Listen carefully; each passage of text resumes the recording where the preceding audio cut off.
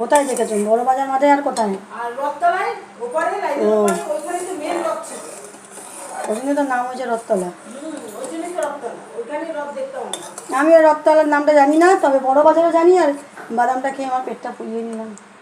বাদাম খেলেই তো হয়।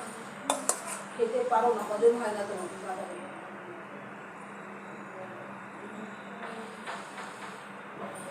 এবার হয়ে গেছে রসটা, ঘন হয়ে গেছে। সুতো কাটছে। এই যে আছে এই যে সুতো কাটছে। তাহলে এবার ইয়ে করবো। এরপরে আবার হয়ে যাবে। যদি রসটা বেশি হলে ওগুলো দিয়ে দাও। রস বেশি হবে না। ব্যাস, ওটা ফুলতে টাইম লাগবে। এটা ফুলে এটাই তোমার একদম ইয়ে হয়ে যাবে।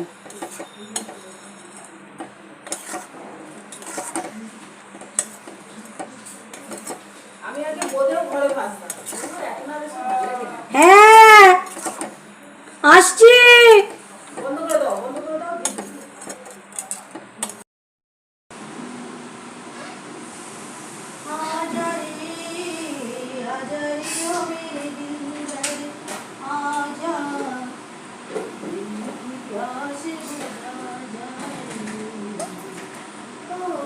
তরকারিটা তুলে নিই।